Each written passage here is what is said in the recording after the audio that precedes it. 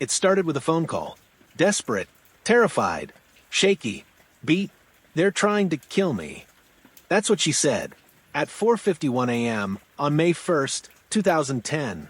Her voice, barely a whisper, but packed with panic. The woman on the line was Shannon Gilbert, a 24-year-old escort from Jersey City, New Jersey. She had just arrived at a quiet beachside community called Oak Beach on Long Island South Shore. Her client's home sat in a secluded, gated neighborhood, the kind of place that looked safe, too quiet, too perfect. She was there for an overnight date. She had done this before, but something about this night, something went wrong. Sound design, muffled 911 call audio reenactment, unintelligible female voice, static. Shannon's call to 911 would last 23 minutes. She kept saying someone was after her. She begged for help. She refused to give her exact location. The dispatcher tried to make sense of it, tried to trace the call, but Shannon wouldn't stay on the line. She ran, into the dark, through the night, banging on doors, screaming for help. Neighbors called the police, but no one could find her. That was the last time anyone ever saw Shannon Gilbert alive. And if she had never run, if she hadn't made that call, no one would have ever looked in the marshlands. No one would have searched the brush near Gilgo Beach. And they never would have found the bodies. 7 months later, December 2010, police returned to the area near Oak Beach, searching once again for Shannon Gilbert. They were looking for a missing girl, but they found something else entirely. On the side of Ocean Parkway, among the thickets and sand dunes, a police officer with a cadaver dog made a discovery. Bones, wrapped in burlap, weathered, hidden, dumped. A woman, but not Shannon. They searched more, and more, and more. By the end of the week, they had discovered 3 more sets of remains, all within a quarter mile of each other. All women, all young, all sex workers, all listed on Craigslist, all wrapped in burlap. Like trash, the news exploded. Long Island was now the center of a serial killer investigation. The public wanted answers. The media swarmed Gilgo Beach. Was this the work of one man? Were the bodies connected? And if so, who was the Long Island serial killer? The answer is still missing, just like Shannon. Let's rewind to Shannon herself. She was smart, talented. She dreamed of becoming a singer, but she also lived with mental illness. Her family said she had bipolar disorder. She took jobs as an escort to earn money. On the night she vanished, Shannon was working with a driver named Michael Pack. He took her to meet a client named Joseph Brewer in Oak Beach. Pack waited outside in the car, but something happened inside that house. After about an hour, Shannon panicked. She burst from a house, ran into the darkness, refused to get back in the car with Pack. She screamed, knocked on doors, banged on a neighbor's window, and then she disappeared. Now here's where things get strange. Police didn't immediately search. They assumed she was just another runaway, another escort having a bad trip, a bad night. But her mother, Mari Gilbert, didn't believe that. She fought, and she kept fighting.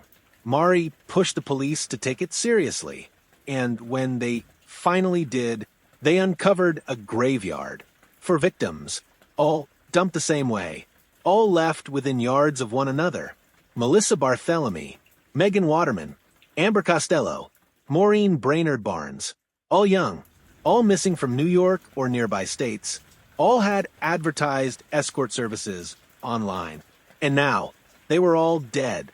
Someone was hunting women, someone who knew the area, someone methodical, organized, calculated. Police began to wonder, were there more? Beat. The answer came quickly. Yes, there were more. By spring of 2011, police had found 6 more sets of remains. Some were full skeletons. Others were just torsos. Some were only skulls and bones. A toddler, an Asian man, a woman with a tattoo removed, one with missing hands, different MOS, different time frames. Was this one killer? Or more than one? Nobody knew for sure.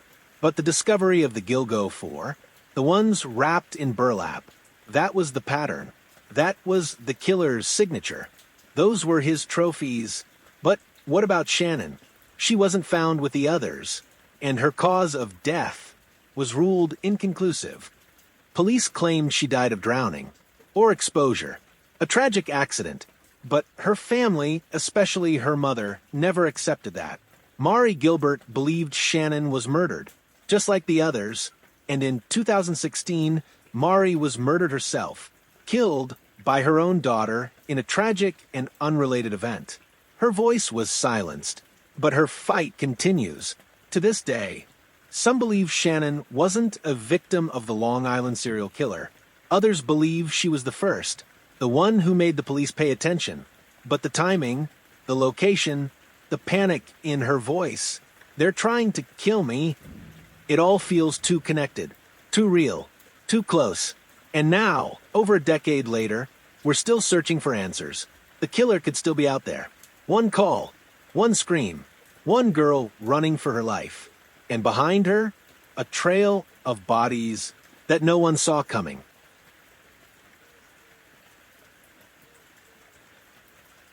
December 11th, 2010. It was cold. The kind of cold that burns through gloves. Gray skies, dead brush, nothing but highway, trees, and the ocean beyond. Police weren't looking for bodies. They were looking for one girl, Shannon Gilbert. But what they found was something else. SFX, cadaver dog bark echoes once. A pause. Wind picks up. An officer and his K-9 unit patrolled the edge of Ocean Parkway, between Gilgo Beach and Oak Beach. The roadside was thick with bramble and marsh reeds. Then, the dog stopped. It sniffed, dug, barked.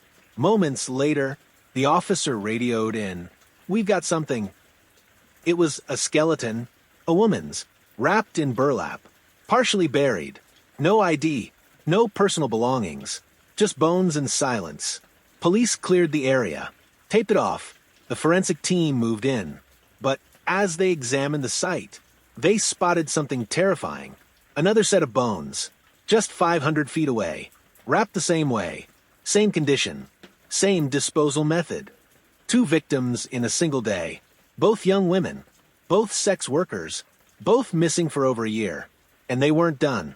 Day 2, 2 more bodies, same pattern, same stretch of highway, same haunting burlap sacks. It was now official. They had a serial killer on their hands. SFX, news, anchor montage, overlapping voices, serial killer Gilgo Beach, bodies discovered. New York's most chilling mystery. The media swarmed. Cameras, drones, headlines. Serial killer stalks Long Island. Bodies found on beachside highway. The Craigslist Ripper? Panic set in. Locals stayed indoors. The beach was no longer a place of peace. It was a graveyard. The first 4 victims became known as the Gilgo Four. Let's talk about them. Maureen Brainerd Barnes. Last seen July 2007. A single mom. Disappeared after taking a trip to New York City for work. Her body was the first found. She'd been missing for over 3 years. Melissa Barthélemy went missing in July 2009. After she vanished, her teenage sister started receiving taunting phone calls from Melissa's cell phone. The voice on the other end? A man. Cold. Mocking. He described Melissa's death in graphic detail. Police traced the calls. They pinged in Manhattan, near Times Square, near Penn Station. But the man was careful. Too careful. He never stayed in one place long. Megan Waterman went missing June 2010. Just months before Shannon vanished. She had a young daughter. She was only 22. Amber Costello, last seen September 2010. She was just 27. From North Babylon, Long Island. A local. All 4 women were under 5 feet, 6 inches. All weighed around 100 to 120 pounds. All advertised escort services online. All were found wrapped in burlap. And all were positioned facing the same way, northbound, as if their killer lined them up, neatly, precisely, methodically, asterisk, asterisk.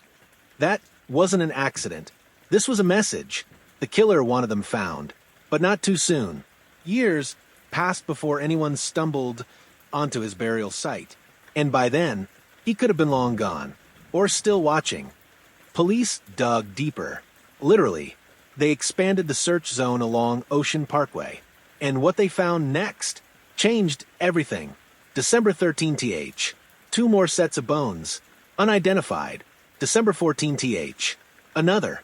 By April 2011, the number of victims grew to 10. But not all were alike. Some were women. Others weren't. One was a toddler. A little girl. No name. No face. Her body found near that of an unidentified woman, presumed to be her mother. Another body? A man. Asian. Wearing women's clothing. He was the only known male victim. That's when investigators began asking, was this one killer? Or many? Asterisk, asterisk. Because the original 4, the Gilgo Four, they were clear. They matched. Same MO. Same killer. But the others? Some dismembered. Some dumped years earlier. Different styles. Different signs of disposal. Multiple killers? A dumping ground? Or one man with evolving habits? One of the newly found bodies belonged to Jessica Taylor. She'd been partially found 7 years earlier in Manorville, over 40 miles away. Now, the rest of her remains were at Gilgo. Another girl, Valerie Mack, also partially found in Manorville, was matched through DNA. Again, pieces in 2 locations. Scattered. Split. Why? To confuse? To punish? Or was it someone else entirely?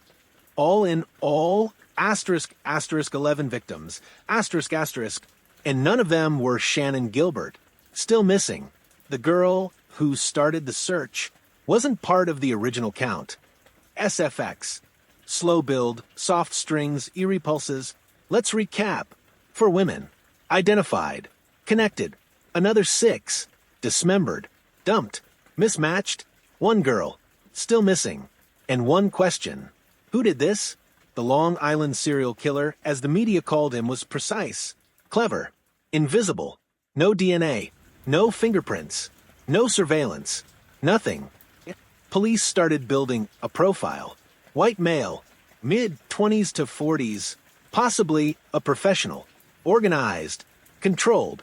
Familiar with law enforcement techniques. Maybe even a cop. Asterisk, asterisk. The use of burlap? That wasn't random.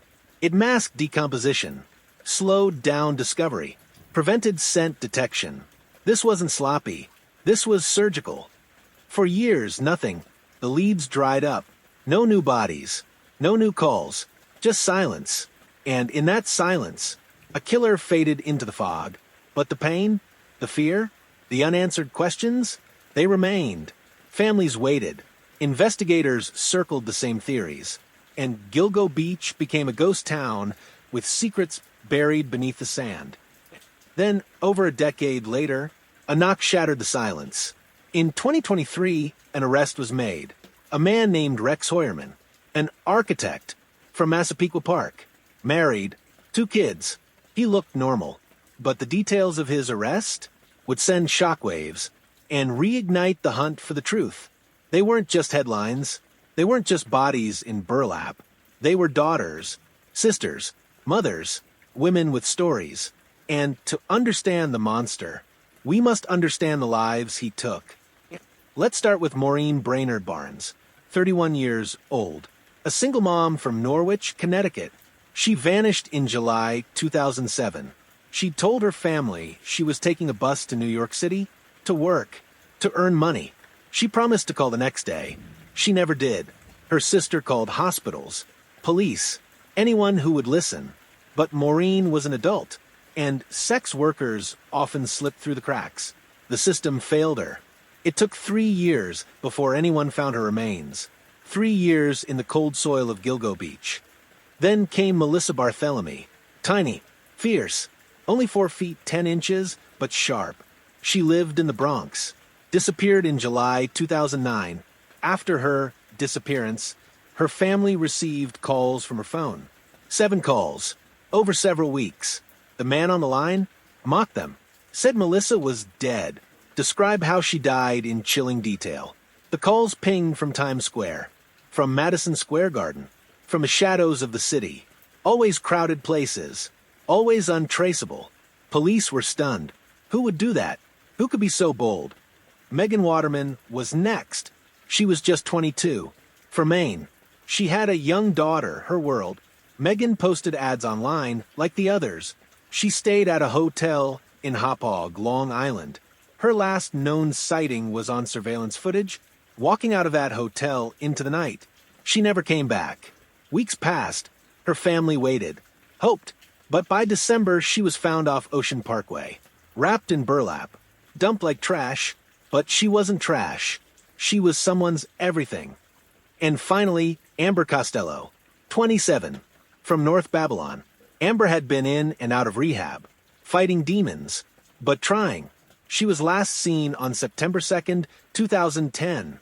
The man who picked her up paid cash. No drama. She told her roommate she'd be back in 20 minutes. She never returned. Like the others, Amber was left in the sand, buried in secrets. SFX, distant wind, soft ocean waves. These women were not nameless, not faceless, but the world treated them like they were.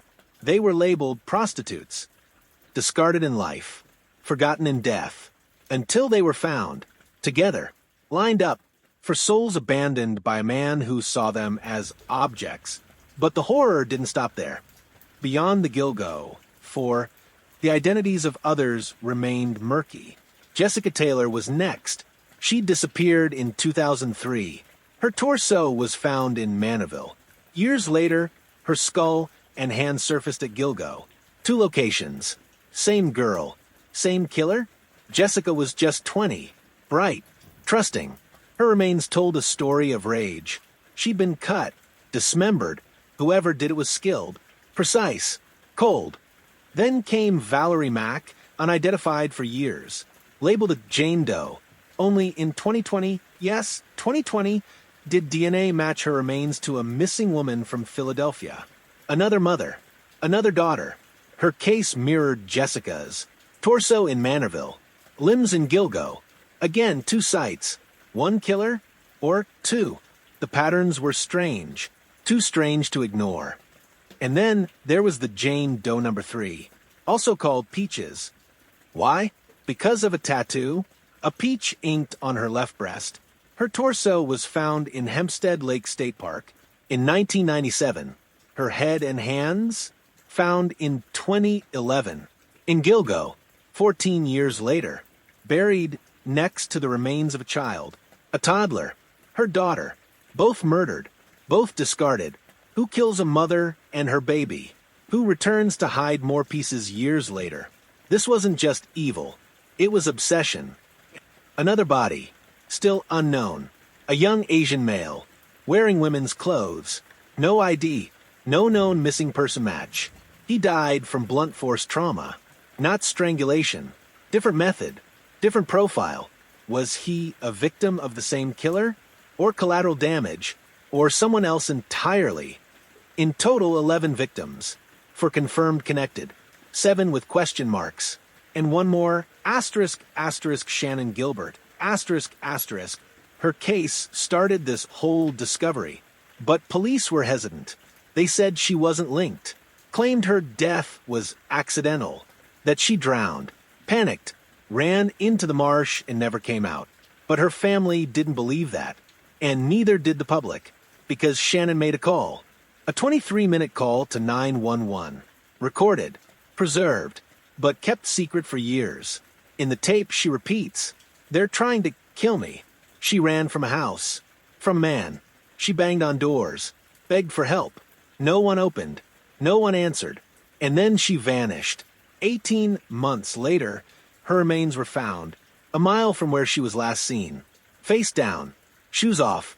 Neck broken. But police still said, not foul play. Her family hired an independent coroner. The finding? Homicidal strangulation cannot be ruled out. So, who do we believe? The silence of the marsh? Or the terror in her voice? Who was chasing Shannon Gilbert?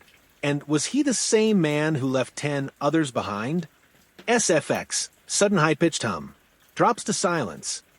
Every victim had a life, a story, a path that led them into the shadows, and a killer who thrived in those shadows. He knew what he was doing. He picked victims society ignored, women already forgotten, until they weren't. But here's the thing. These stories, their faces, their names, they matter. Because somewhere out there, someone knows more. Someone heard something, saw something, was part of something. And in the coming chapters, that silence will crack. Because a suspect is coming into focus. And it will shock everyone. The killer was meticulous, calculated, almost invisible. He didn't rush, didn't leave behind a careless trail. He watched, waited, and then he vanished, just like his victims. After discovering the bodies at Gilgo Beach, investigators had one urgent question. Was this the work of a serial killer still active, or a series of unrelated horrors scattered along the same stretch of highway? SFX, typewriter keys, clacking, police files slamming shut. Narrator firm. Authorities formed a multi-agency task force. Local PD, state police, the FBI, dozens of detectives, years of cold case files, and a digital haystack of Craigslist ads and burner phones to sift through. But it wasn't easy. Why? Because the killer knew the system. He used burner phones, never the same number twice. He contacted victims through encrypted online ads. He made them feel safe, offered more money than usual, sometimes used a fake name, other times no name at all. He lured them in, and then, gone. No witnesses, no cameras, no crime scene, only the dump site. And even that was chosen perfectly. Gilgo Beach, secluded, accessible only from Ocean Parkway. No homes, no businesses, no nosy neighbors. A straight, desolate highway flanked by brush and silence. Perfect for disposal, perfect for delay. Some remains had been there for years before anyone noticed. But the killer made one mistake. Melissa Barthelomew's phone. Remember those calls? 7 total. To her little sister. From Manhattan payphones. He taunted her family. Described what he'd done. Laughed. Hung up. It was sadistic. And risky. Payphones in Times Square? That's bold. But surveillance in 2009 wasn't like today. Most payphones didn't have cameras. And tracking burner phones? Almost impossible. Still, investigators learned something. The killer was local. He knew the city. He felt safe in the chaos. That was a clue. And the burlap. The victims were all wrapped in it. Not plastic. Not tarps. Burlap. It's rough. Heavy. Soaks up fluids. Not ideal for hiding evidence, but ideal for transport. The burlap used was specific. Coarse. Possibly military grade. Some believed it came from a landscaping supplier. That narrowed the search. A landscaper? A contractor? Someone who worked with their hands? Still no matches. Then came a break. Sort of. In 2011, Suffolk County police released a sketch. A person of interest. A white male. Mid-30s to 40s. Well-spoken. Possible ties to law enforcement or emergency services. He may have driven a Chevy Avalanche. That truck became a symbol. People across Long Island search their neighborhoods, watch their neighbors, check parking lots. The media dubbed him the Long Island serial killer. Or Lisk. But something strange started happening. Silence. Months passed. Then years. The press moved on. Tips dried up. The task force disbanded. No arrests. No new bodies. Had he stopped? Or was he watching? Then came whispers. From inside the police department, people started asking, why was the investigation stalled? Why were the 911 calls from Shannon Gilbert kept secret? Why was there tension between local police and the FBI?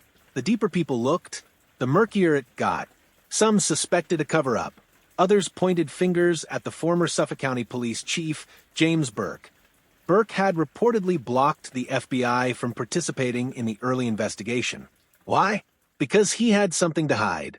In 2012, he brutally beat a man who had stolen a duffel bag from his car, a bag allegedly containing sex toys, pornography, and drug paraphernalia. He tried to cover it up. In 2016, he was convicted of civil rights violations and obstruction of justice. People began to wonder, was he connected to the killings? Or just another corrupt official hiding his own vices? Eventually, a new task force was formed. A new police commissioner, new detectives, new eyes on old evidence. And in 2022, they did something different. They released a composite sketch of a suspect's face based on witness reports. Released photos of a belt found near one of the victims. A belt with WH or HM monogrammed into it. More whispers, more theories, but no arrests. Until July 13th, 2023. A quiet street in Massapequa Park. A suburb, tree-lined, ordinary. And then, an arrest. Rex Heuermann, architect, married, 2 kids. He was charged with 3 murders. Maureen, Melissa, Amber. They say they found his DNA on hair, strands trapped in the burlap. Burner phones were traced to his home and office. Internet searches on his computer? Disturbing. Graphic. Obsession-level searches about the case. About the victims. About how not to get caught. And yet, he lived a normal life. His neighbors said he was quiet, polite, but when they looked again, they remembered his house. Run down. Windows always covered. A recluse in the middle of suburbia. They had no idea. But here's the twist. Heuermann is only charged in 3 cases. The 4th Gilgo victim, Megan Waterman, was added later. But what about the others? Jessica Taylor? Valerie Mack? Peaches and her child? Shannon Gilbert? No charges. Not yet. Some say the MO doesn't match. The dump sites. The dismemberments. The timeline. Could there be 2 killers? Working the same stretch of beach? Or was Heuermann just the most visible face in a deeper darkness? The hunt might be over for one suspect, but the full truth? Still buried. Still rotting in the marsh. And we haven't even scratched the surface of what came next. Behind every polite smile, behind every neighborly nod, there can live something darker. Much darker. Rex Heuermann wasn't a ghost in the night. He was real. Flesh and blood. He had a job, a wife, 2 kids, and a double life that spiraled into obsession. Investigators seized hundreds of devices from Heuermann's home and office. Laptops, hard drives, phones. And what they found was disturbing. Hours of searches, years of content, and all of it circled one sick gravitational center: sex workers, violence, murder. He wasn't just interested in the crimes. He studied them. Heuermann Googled every name associated with the Gilgo case. Over and over and over, asterisk, asterisk. He followed the investigation online, monitored forums, read the blogs, watched the YouTube videos. He searched things like, why hasn't the Long Island serial killer been caught? Can police trace burner phones? How to hide bodies in marshland. Best burlap sacks for heavy items. And worse, he looked up the victims' families, by name, by address, by social media account. This wasn't morbid curiosity. It was obsession. The kind that festers, consumes, takes over a man's mind. He wasn't just hiding in plain sight. He was feeding on the fear, feeding on the pain he'd caused. SFX, click, buzz, faint whispering of voices from a TV in another room. In one chilling discovery, Heuermann had dozens of burner phones, all registered under fake names, most linked to Craigslist ads, companionship, private services, late-night company. It was a pattern. He used one phone for contact, another to watch them online, another to monitor the news. Each number used once, maybe twice, and then gone, tossed, replaced. Investigators found burner phone pings that placed him near the victim's last known locations, near the crime scenes, near his own cell tower sector in Massapequa Park. Too precise to ignore, too frequent to be coincidence. They built a digital map of his behavior, and it pointed in one direction. Heuermann wasn't impulsive. He was strategic, disciplined.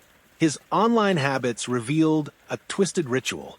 He searched for victims, stalked them online, downloaded their images, watched their videos. Then, he'd go quiet, sometimes for months.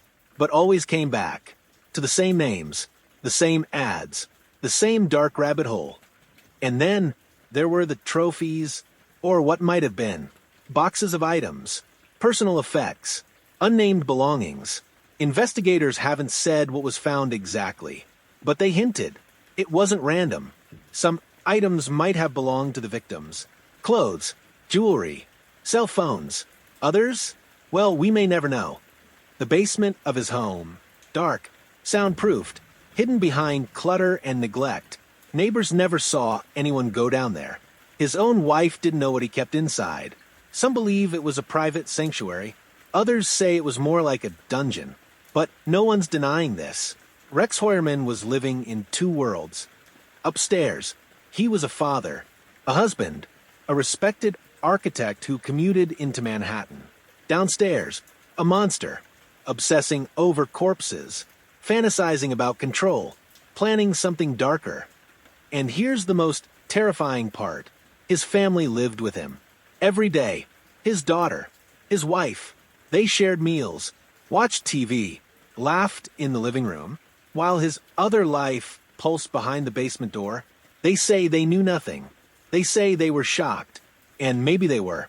But then, again, how close can you be to a monster before you start smelling blood? One neighbor recalled something strange. There were never visitors. The house was always dark. He avoided everyone. Yet somehow no one ever asked. No one looked closer. Because Rex looked boring. Unremarkable. Just another suburban dad with a 9-to-5 and a mortgage. But inside, he was keeping secrets no one could imagine. Even now, with him behind bars, authorities are still unraveling the digital maze he left behind. Emails, encrypted chats, deleted files, some recovered, some not. But one thing is clear. Rex Heuermann was methodical. This wasn't just impulse. It was obsession. It was addiction. And it had only one destination: death. So the question remains, was Heuermann acting alone or part of something bigger? Was this one man's sickness or a window into a network? Because even after his arrest, some victims haven't been linked to him. And the method in those cases? Different, more violent, more chaotic. Could there be another killer? Still out there? Still watching? It started with 4 bodies, wrapped in burlap, left in a straight line along Ocean Parkway. But that was only the beginning, because what police uncovered next was a graveyard, and some victims? We still don't know their names. December 2010, as the search for missing escort Shannon Gilbert intensified, cadaver dogs hit on something. Not her. Another woman. Then another. And another. By spring of 2011, 10 sets of human remains had been discovered. 10. The police unearthed skulls, bones, jaws, hands, bodies dismembered, scattered across the marshes and sand. Some remains were found miles apart, others just feet away, all left to rot in the quiet corners of Long Island. But here's the problem. Not all the remains matched the first victims, and not all matched each other. Some were missing heads, others missing limbs. Some are bones, others partial torsos, and in several cases, the missing body parts were found in different counties: Manorville, Nassau, Suffolk, as if someone was spreading the remains like puzzle pieces. But for what? To confuse? To delay? To taunt? Among the unidentified remains, Jane Doe #3, known only for her tattoo, a peach with a bite taken out. Baby Doe, believed to be the toddler of one of the victims, a woman with Asian features, possibly a transgender sex worker, and several body parts that still don't match any known missing person. The deeper the police dug, the more questions they unearthed. These weren't just unsolved murders. They were unidentified lives, forgotten, discarded, silenced. Think about that. We still don't know their names, their stories, where they came from, who missed them when they vanished. They didn't even have identities, just numbers, just case files, just fragments. And yet, some of these fragments tell horrifying truths. DNA testing revealed that at least two of the torsos found in Manorville in 2000 and 2003 matched skulls recovered on Gilgo Beach years later. That means the killer had been active for over a decade and was preserving remains and moving them, which raises the terrifying question: why wait years to relocate them? What was he doing during that time? Here's where it gets darker. Some victims were found with signs of restraint. One woman had her hands tied with a belt. Another had marks consistent with handcuffs. Some were found wrapped in plastic, others in burlap. Burlap is uncommon. It's scratchy, old school. It holds moisture, preserves scent. Dogs can't trace it easily. Who would know that? A hunter? A farmer? A military man? Some experts believe the killer may have practiced with animals first, disposing of small game, learning how decomposition works, how to bury, how to hide, how to scatter. One body found had evidence of post-mortem dismemberment with a fine blade, clean, precise, like a surgeon or a butcher. We're possibly dealing with multiple offenders. The level of sophistication varies too much between the remains. Wait, multiple killers?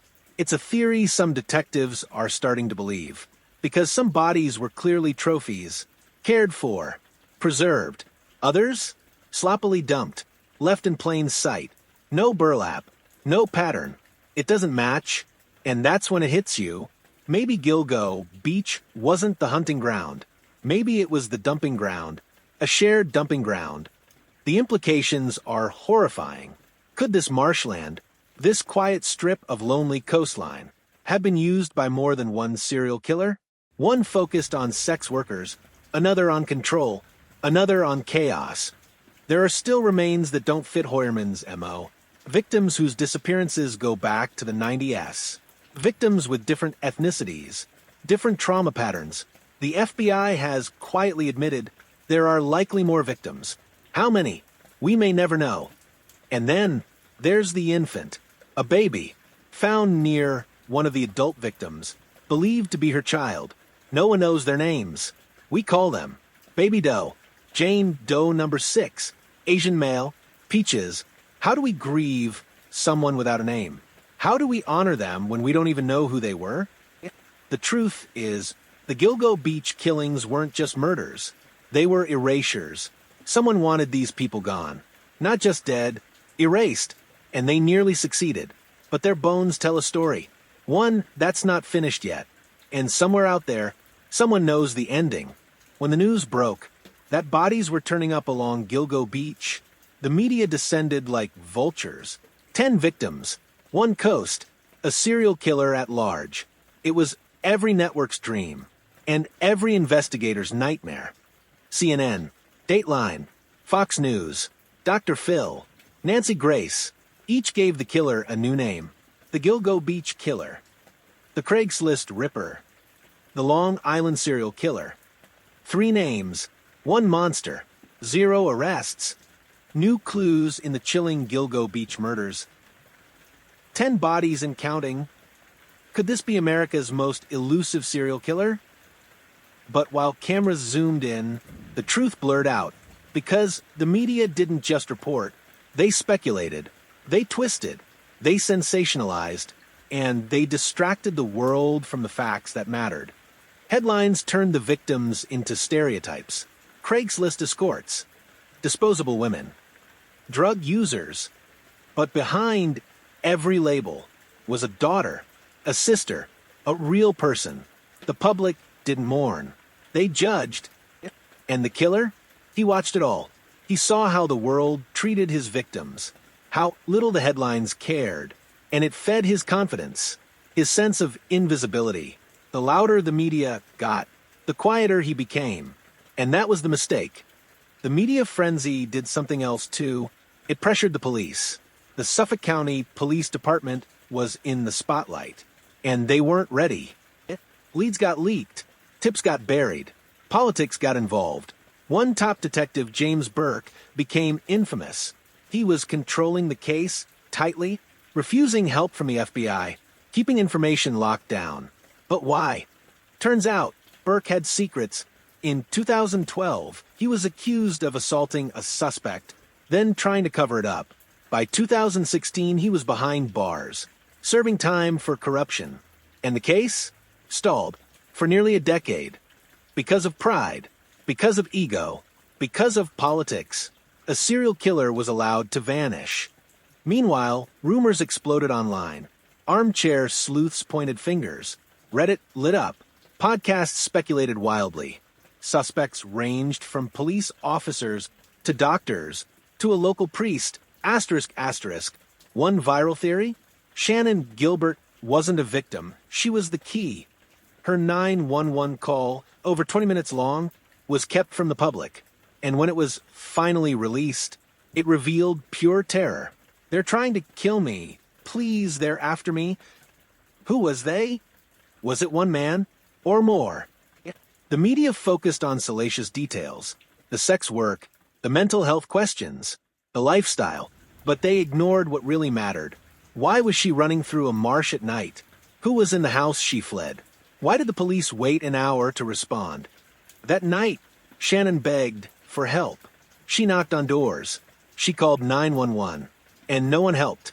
Not the neighbors, not the dispatcher, not even her driver. She disappeared, and the system failed her. Again and again. Meanwhile, the killer stayed silent. Years passed, clues slowed, the public moved on. Until 2023, a man named Rex Heuermann was arrested. An architect, a husband, a dad, living less than 20 miles from Gilgo Beach. Suddenly, the media roared back to life. He was on every front page. Helicopters circled his house. His wife filed for divorce. His daughter went into hiding. And once again, the story became about him. But the media forgot the others, forgot the unidentified, the unclaimed, the still missing. The frenzy came and went. Headlines faded. Views dropped, likes slowed, but the killer's shadow still looms. And whether Heuermann acted alone, or whether someone else is still out there, one thing is certain: the media spotlight moves fast, but the truth moves slow, and in the darkness, the real story waits. Before the headlines, before the labels, they were daughters, sisters, mothers. They had names, they had dreams, and they had people who loved them. This isn't just a case about death. It's a case about loss, and the lives left behind. Melissa Barthelemy, 24, smart, sarcastic, protective. She loved her little sister like a second mother. She disappeared in July 2009 after telling her family she was going out. But the horror came days later when her younger sister Amanda's phone rang. A blocked number. She answered. A man's voice. Come. Cold. Do you miss Melissa? He taunted her. Multiple times. Each time, he knew details about Melissa's body, her tattoos, her disappearance. And each time, he made sure Amanda could hear the terror in his voice. Can you imagine that? The killer calling you, just to let you know he won. And the worst part? Police couldn't trace the calls. They came from public payphones in Manhattan. Always less than a minute. Always controlled. He was calculating. Then there's Megan Waterman, 22, from Maine. A mother to a toddler girl. Megan was fighting her past. She had battled addiction. She wanted to start fresh. She was working in New York, trying to earn enough to get out of escorting, but in June 2010, she vanished. Her boyfriend was the last to see her. 3 months later, her body was found on Gilgo Beach, wrapped in burlap. Her daughter is now growing up without her. Then we have Amber Lynn Costello, 27, a sex worker from North Babylon. She had been sober. She relapsed. Amber was fearless, fierce. She once fought off a violent client and walked away laughing. In September 2010, she got a call from a new client. He offered big money, wanted to meet that night. She told her roommate, this could be a big one. She walked out, never came back. They found her on Gilgo Beach. Same position, same wrapping, same silence.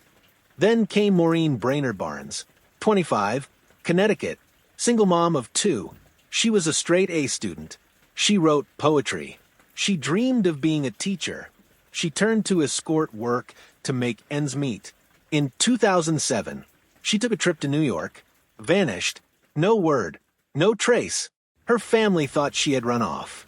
But when they found her body 3 years later with the others, they knew she'd been taken and erased. Their families searched, begged, posted flyers, called hospitals, filed reports, but they were dismissed because they were sex workers. Some families say they were told, she's probably just off doing drugs, or she'll turn up. They weren't taken seriously, not until it was too late. 10 women. Some had families calling every day. Others had no one left to call. But each one had a life, had a name, had value. They weren't just victims. They were people. And what about the unidentified? The woman with the tattoo of a peach, the toddler left in the woods, the headless bodies, the bones scattered in Manorville. They had families too, somewhere. A mother who never knew what happened, a brother who still wonders, a child waiting for a parent who never came home. How many birthdays have passed? How many holidays without answers? How many families still wait for closure that may never come? The Gilgo victims were painted as invisible, but in truth, they were ignored by police, by society, by the system. And that is how a killer thrived. Today, memorials dot the shoreline, crosses, teddy bears, ribbons, each one, a message that these women mattered, that their lives, no matter how messy or misunderstood, deserved justice. Because monsters don't just hunt in darkness. They hide in the blind spots society creates. And that's exactly where the Long Island serial killer operated. July 13th, 2023. A quiet Thursday in Massapequa Park. Until suddenly, the house on First Avenue becomes a war zone of flashing lights. Rex Heuermann is arrested. Out of nowhere, a name that meant nothing to the world, becomes a headline overnight. An architect, married, 2 kids, working in Manhattan, commuting by train, living just 30 minutes from Gilgo Beach. A normal guy, or the monster hiding in plain sight. Asterisk, asterisk. Rex Heuermann didn't just blend in, he vanished into normalcy. His neighbors said he was quiet. His clients called him professional. He attended school board meetings. He paid his taxes. But beneath the suit and tie was a man under surveillance for over a year. And no one knew. So, how did they finally find him? It started with DNA. Back in 2010, a strand of hair was found on one of the burlap-wrapped bodies. Too degraded for answers back then. But forensic tech had caught up. By 2022, detectives had it retested. The results? A match. Not to Rex himself, but to someone in his family. So they started watching, following, listening.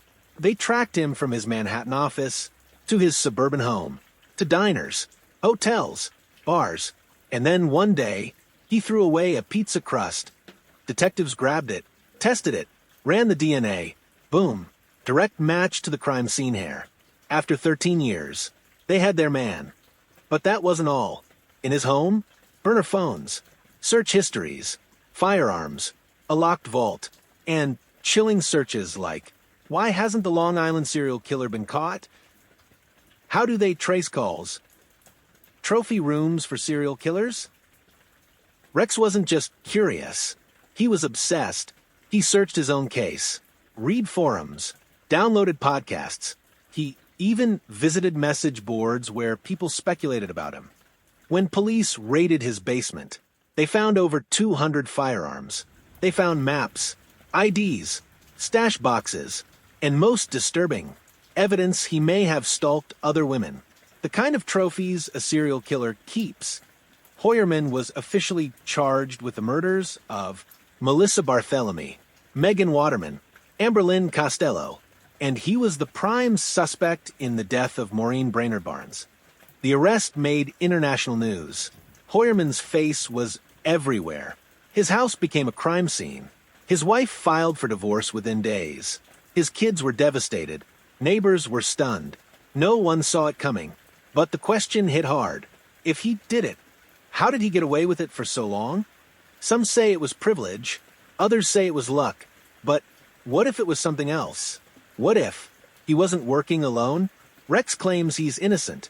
His lawyers call the evidence circumstantial. They say the DNA is degraded. They call the case a media witch hunt. But behind the scenes, the DA believes differently, because what they found in Rex's digital life was damning. He used burner phones to contact sex workers. He used fake email addresses.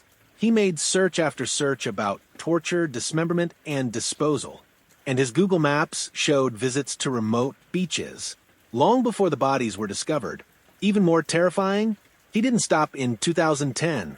Some believe there are more victims, more locations, more names we'll never know, because for 13 years, he lived like nothing ever happened. So now, the big question is Rex Heuermann the Long Island serial killer? Or just a piece of something bigger, asterisk, asterisk? A cover man? A copycat? A fall guy?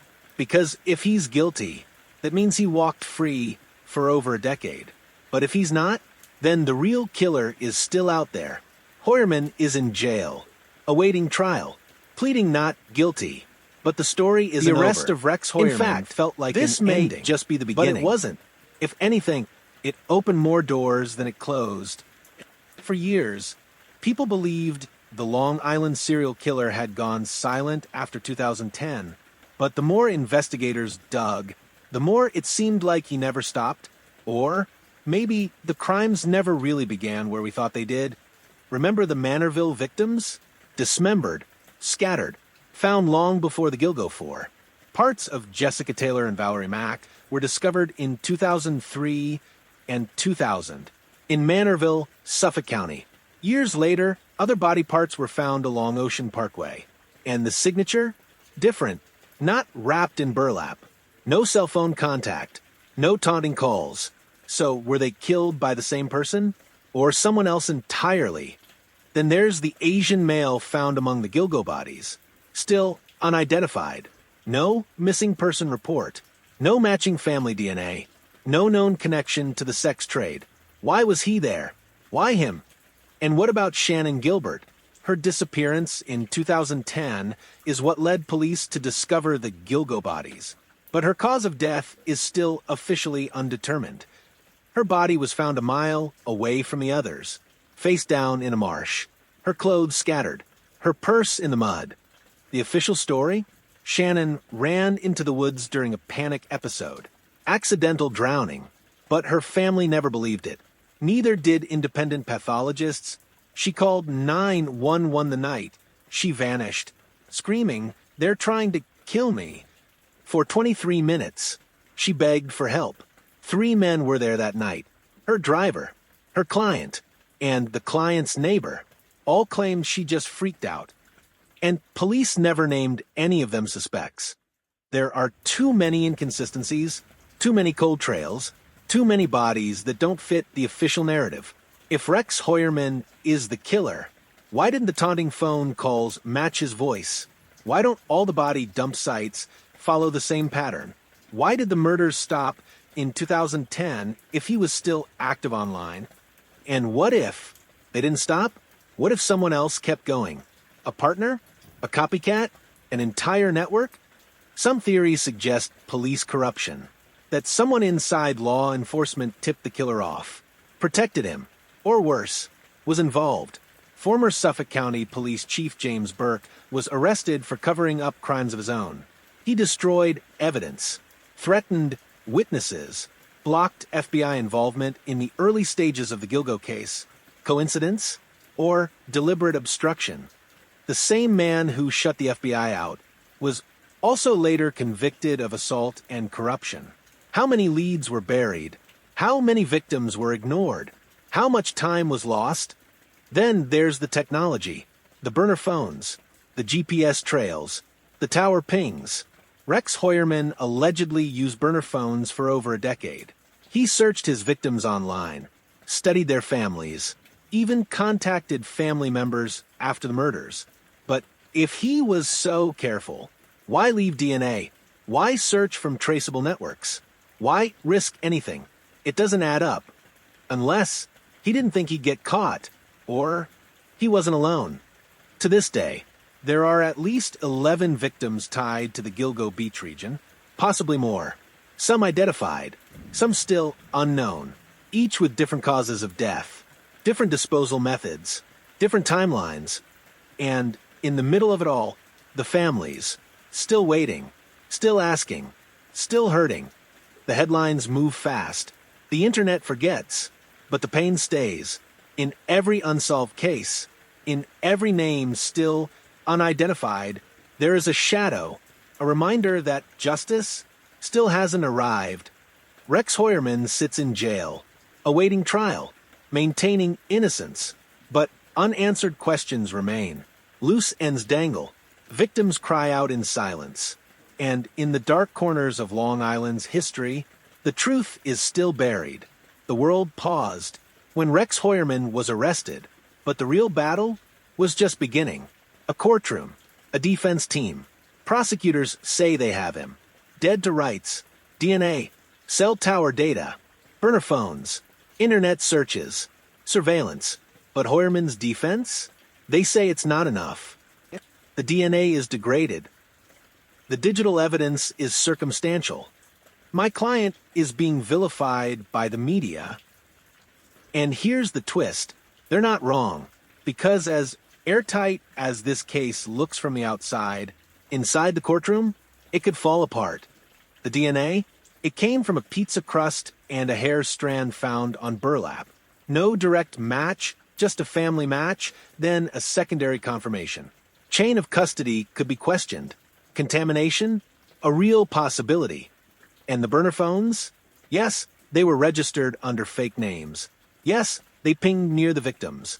But prosecutors have to prove who used them, not just where they went. It's not enough to say Rex owned them. They need to prove he used them to kill. And the Google searches? Dark, disturbing. Yes, but legal. Unless there's proof those searches directly connect to a victim's timeline, they could be dismissed as morbid curiosity. That's the trap. In criminal court, suspicion means nothing. It's about proof, beyond a reasonable doubt. And the defense is leaning into that doubt. Hard.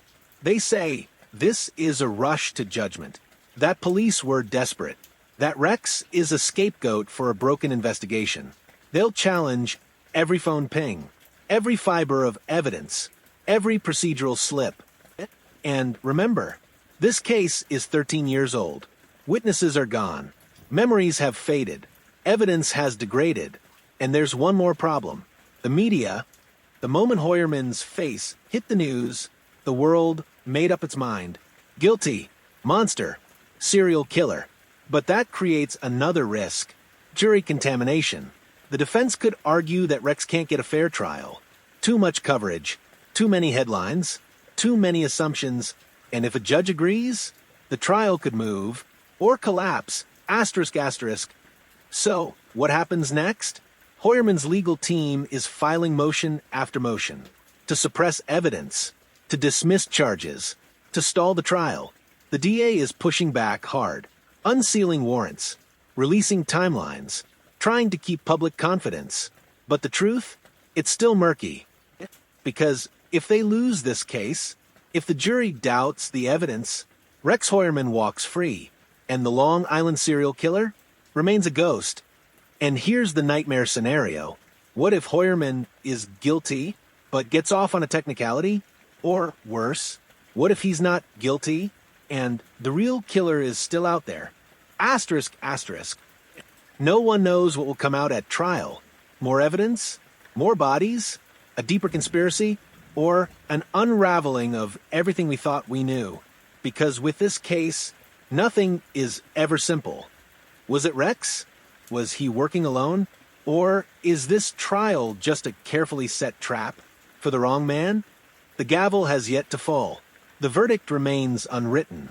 But as the courtroom fills, as the media cameras click on, one thing is certain. The world will be watching, and the shadows of Gilgo Beach, they're not done whispering. Long Island's beaches are quiet now, but not peaceful. The sand still holds secrets. The breeze still carries names. And though arrests have been made, the story is far from over. More than a decade after the first bodies were found along Gilgo Beach, the fear remains. The women, the lives, the unanswered questions. It's not just a murder case. It's a haunting, a legacy. Rex Heuermann's arrest shook the country, but it didn't heal it. Because for every headline that read "serial killer caught," there were families quietly weeping in the background, still without closure. Melissa Barthelemy, Megan Waterman, Amberlynn Costello, Maureen Brainerd Barnes, known as the Gilgo Four. Their stories now etched into the public consciousness. But they were more than that. They were daughters, mothers, friends, people. And beyond those four, there are still 7 more victims tied to the same stretch of road. Some identified, some never will be. And maybe, just maybe, there are more out there, still waiting to be found. For the families, time doesn't move the way it used to. Birthdays come and go. Anniversaries pass.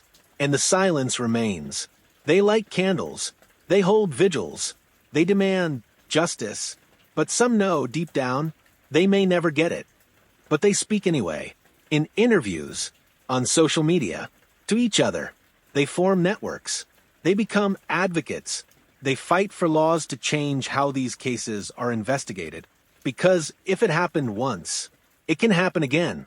And no one should disappear without a trace. The case of the Long Island serial killer didn't just reveal a predator. It exposed something deeper. The cracks in our systems, the indifference towards sex workers, the stigma that kept these women off front pages for too long. For years, the media barely cared. But then the public did. And when people started asking questions, the pressure began to build. Crowdsourced investigations, podcasts, documentaries, and suddenly, the Long Island serial killer was a symbol of how easily society can forget the forgotten. Now, those stories are being told. The victims are no longer just numbers. They are remembered in murals, in poems, in candlelit walks by the shore. But what have we truly learned? Have we changed? Are we better at listening to the vulnerable? Are police departments more accountable? Will the next Shannon Gilbert be believed the first time she calls for help? Only time will tell. But one thing is certain. The legacy of this case will never fade. Gilgo Beach is just a stretch of sand. But now it's sacred ground. A graveyard. A warning. A memory. The killer may face justice. But the scars, the fear, the unanswered whispers in the night, they remain. Because evil hides in plain sight. Because silence can be deadly. And because sometimes the shadows outlive the man who cast them. The Long Island serial killer. One name, too many lives, and still, so many questions.